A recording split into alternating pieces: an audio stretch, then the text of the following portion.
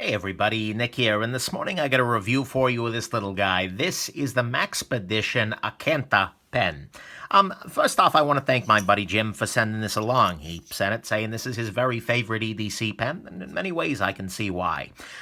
So first off, let's do a little size comparison. Here is your Maxpedition Acantha. Here is a Parker Jada pen. Here is a Pilot G2 pen. Here is your just boring Bic pen. Here is a Fisher Space pen, the little small body version. Hinderer Investigator. And Prometheus Alpha in Electra Nickel. And what the heck, a Coeco Lilliput fountain pen. One of my very favorite EDC options. So there you go. You can see that this isn't a very large pen, but it is in the full-size sort of category, unlike something like your Space pen or your Hinderer. So let's go on ahead and jump into the good, the great, the bad, and the ugly of your Maxpedition Acantha. So first on the good side, it comes with two exchangeable tips on it. This is meant to be a tactical pen, when that, just for those of you not in the know, means that somebody out there has a fantasy that they're going to hold the pen like this and repeatedly jab somebody until they tell them to stop. That's... Go figure, right? It takes all kinds. But this is technically the market they're after. The thing is, a lot of tactical pens put some kind of a bullet tip on there and don't give you any option. And this guy comes with the bullet tip, but it also gives you this other little guy, which looks more like a ziggurat or something like that. Vaguely Sumerian look to it. But either way, when you put the bullet on there, it hurts a lot more to get stabbed, but I'll say I'm not a big fan of getting stabbed with this end either. But it gives you a nice option. A pen like this, the TSA is going to look at and say, that looks pretty weapony to me. Versus with this guy, it looks a lot more reasonable. So if you need to be a high-speed, low-drag tactical operator, you can switch in the bullet point. If you really feel like, you know what, I'm going to be poking somebody with my pen today, I question your life choices, but they've got you covered. But otherwise, you've still got yourself a good pen that looks relatively normal. So that's good. Next issue, next joy, I suppose, is the cap on this guy. It screws on nicely, and you're not going to lose it. Once the cap is posted, it's securely on there. You can drop it, you can throw it, you can roll it, and the cap's not going anywhere. You're not going to lose the cap, unlike on a pen, for instance, where you just kind of flip the cap around and stick it on the top there. When this guy is out and about, you're going to be just fine. No problem. And so I like that very much. Another thing I like about the clip here is that the clip is removable. You unscrew this top part, and then you can pop the clip off. This is good because if you spring the clip, if you apply too much force to the clip, and so it gets stuck in a position where it's out like this, for instance, all you need to do is unscrew this and then bend the clip back. And you could even do my favorite trick where you flip the clip around, reattach this, and then use the pen itself to bend the clip. You can do that to readjust the spring tension as well. And that's a nice thing. It lends a little bit more durability to a pen that could otherwise be killed by a sprung clip. So I like that a lot. It's good. The finish on this pen is actually really nice. It's great for, it's great for grip. It feels almost rubberized, even though I don't think it is. I think it's just some anodization, although their website isn't 100% clear about it. But whatever it is, it feels great. It feels like it's not going anywhere. I feel like I could write with this in the water, in the rain, whatever. No problem. And so I like the finish on this guy very much. Price-wise, this guy's doing okay. You're looking at $39, but for the boring regular Space pen, you're looking at $20. So for $20 more, you're getting just a much more compelling holder for the Space pen. Not going to argue about that, especially given that in the tactical pen world, usually you get into like $60 very reasonably, and you can go way, way higher, way, way quickly. So that's something to keep in mind. I do like that price. It's not bad at all. The cap and the end here have this rubber O-ring here, which helps to keep the cap secured and also helps to prevent water from getting up in there. Not a huge deal, but this is a pen that I'd have no problem throwing in the lake and then pulling back out later. Not an issue there. The size on it is actually very nice. It's not very big, and honestly, it feels like a really good size to carry. It's got enough heft that you're going to feel it there, but not so much that you've got concerns.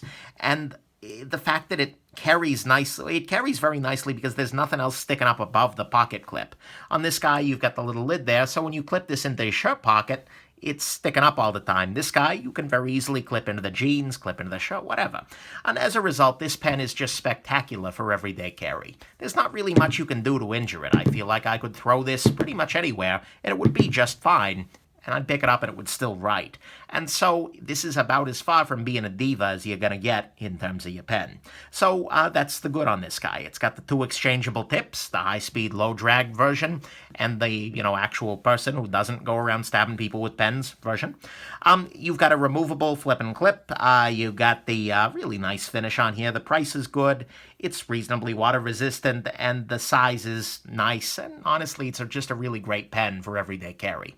Let's talk about the grade. The grade is that this pen is honestly really comfortable in the hand. If I'm writing with this pen, it fits beautifully because you can see there is contouring to it. And so if I'm writing here, it just feels really nice. I don't love the writing itself, and we'll talk about that, but in the hand, the swell is just in the right, it's got the right curves in the right places. I got no objection there. And so this is just absolutely right. It's a joy to hold, and particularly when posted. The balance is good, and it's got just enough heft that it feels like it's something substantial. Let's get a weight on this guy. 1.1 ounces. It's just enough to feel substantial, but it's more than, for instance, the Space Pen itself, and way more than, for instance, your little Bic pen here. So this is a joy to have in the hand. It's got enough heft to feel great, but not so much that it feels crappy carrying it. They've just done this really right for actually sitting in your hand. So there you go. Let's talk about the bad. So on the bad side, first off, you can see that there are exposed threads here, and those threads are a little bit sharp. For me, the way I hold the pen, they don't actually come into play, but if you hold the pen a little bit further up, those could really dig into your fingers, and similarly, they, along with the little ziggurat at the bottom here, are going to dig into your pocket. Speaking of things digging into you, if you carry the little bullet tip on this guy in your pocket, you're going to be stabbing yourself more often than you stab anybody else. So just remember that little fact. So, yeah, it just pokes at you a little bit with these threads. The logo on the clip doesn't really do it for me. I mean, Maxpedition's fine, but billboarding on clips is not a super classy move, and I think that this pen would be much better if the logo was on the bottom or even around the top or something like that. I just don't love that on there, but you're a Scotch-Brite pad away from being fine there. In terms of construction, there is a tiny spring in this pen for some reason. I don't know why it needs to exist. This only fits 1 cartridge. It seems like they could just as easily have made this a little bit longer and negated the need for the spring. But if you don't have the spring in there, then the refill kind of drifts around a little bit in there, and that's not really ideal. And so if you're trying to change your refill in the field, you need to make sure that you don't lose that little spring, or you're going to have yourself a bad time. Next issue is actually mostly just hearsay. The finish, I have heard, is very delicate on this pen. Meaning that if you knock it up against something metal, it might scratch off a little bit, and that makes sense. I mean, relative to a pen that is entirely metal, if you ding on this guy, you just got metal. If you ding on this guy, you're going to have visible chunks of aluminum and whatever in there. So you do have to keep that in mind. If you're really going to be beating on something and you want your pen to look perfection, you might consider going with something that is actually metal so the dings won't show as much. Then finally, in my opinion, the worst thing about this pen is actually the cartridge it's using. This uses the Fisher Space Pen cartridge, and the Fisher Space Pen cartridge is kind of ubiquitous in EDC pens. And it's good in many ways. It's good for quickly jotting down a note in any kind of condition, because you can use a space pen upside down or sideways or underwater or in oil. The Fisher Space Pen will write in conditions that no sane pen should be able to write in. And that's a beautiful thing. It's great for always being able to write, but it's not great if you're always writing, because you need a fair amount of pressure to use the space pen. If you just drag along the page, you get very, very little, if anything. In order to write with this, you actually do need to be applying some force. It's not the end of the world. I can apply force with my ends, but I just don't love it. And so as you're writing with this guy, it's a much pressier affair than if you're using something like a fine liner where you can just drag, or even a gel pen. And I just don't love the Fisher Space Pen cartridge. And usually, if you're doing a Fisher Space Pen, they tend to be smaller little pens, like the Hinderer Investigator, or even the original Space Pen here.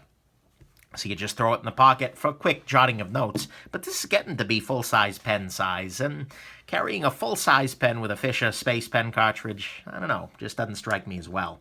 So I don't love writing with this pen because of that cartridge. Yesterday I was carrying this guy for review, went to the doctor, and had a bunch of forms. And I was thinking, oh, great, I'll just use my pen. And then I realized, oh, no, it's a space pen. Oh, and I filled out the forms. It worked, but it was a lot less pleasurable than had I been carrying a fountain pen or a gel pen or pretty much any other damn cartridge than the space pen.